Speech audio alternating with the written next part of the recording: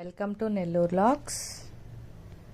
నేను ఈరోజు టమోటా రసం తయారు చేసి చూపిస్తున్నానండి.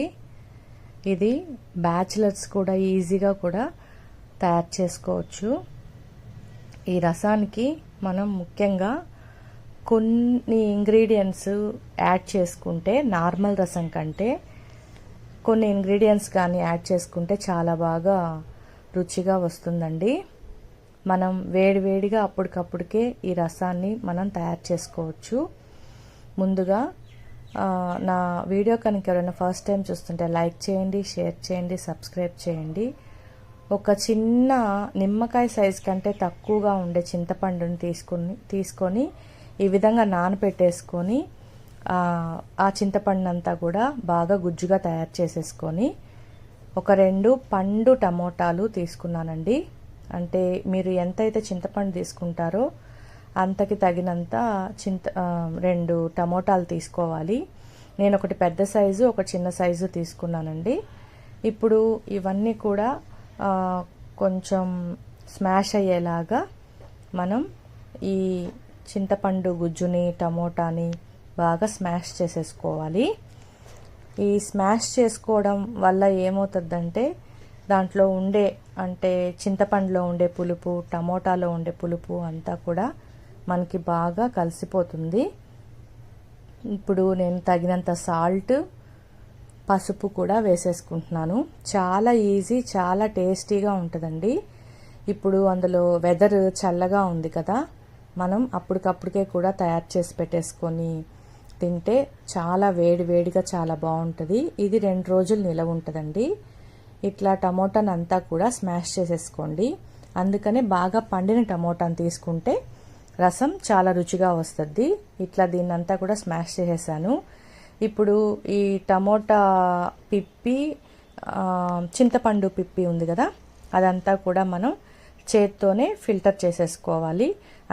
అంటే ఇప్పుడు చింతపండు రసము టమోటా రసం వరకే ఉండాలి. ఇది మిగిలింది కదా పిప్పి, దీంట్లో కూడా మనం వాటర్ వేసేసుకొని దీన్ని కూడా బాగా లాస్ట్ వరకు అంటే బాగా పిప్పి చేసేసుకొని దాన్ని స్ట్రెయిన్ చేసేసుకోవాలండి.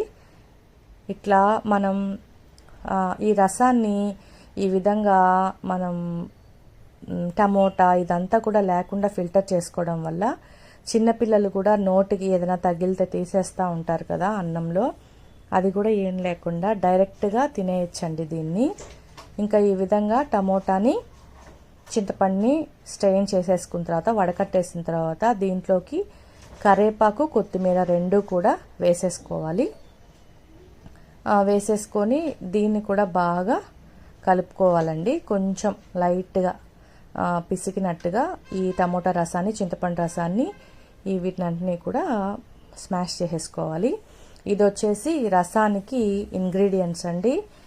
కొంచెం కందిపప్పు తీసుకున్నాను, మిరియాలు, ధనియాలు, కొంచెం తెల్లగడ్డ, మెంతులు, కందిపప్పు, ఇవన్నీ కూడా నేను ఒక ఫైన్ పౌడర్గా తయారు చేసేసుకుంటాను.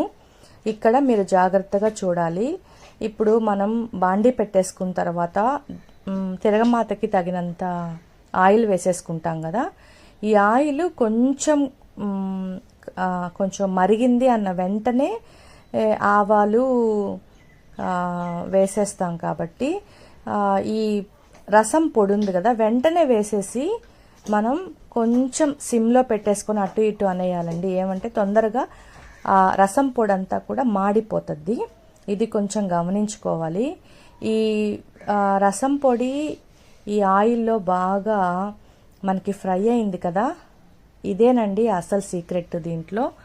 అప్పుడు రసము చాలా ఫ్లేవర్గా వస్తుంది. కొంతమంది ఏం చేస్తారంటే ఈ రసం పొడిని అంతా కూడా నీళ్ళల్లో కలిపేసుకుంటారు.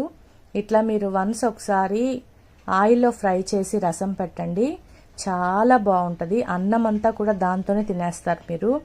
ఏదైనా సైడ్గా ఏదైనా వడియాలైనా అప్పడాలైనా తాళింపు అయినా చేసుకుంటే చాలు. ఇంకా చికెన్లోకి అయితే అస్సలు చెప్పబడలేదు, చికెన్ ఫ్రైలోకి. ఇంకంతేనండి.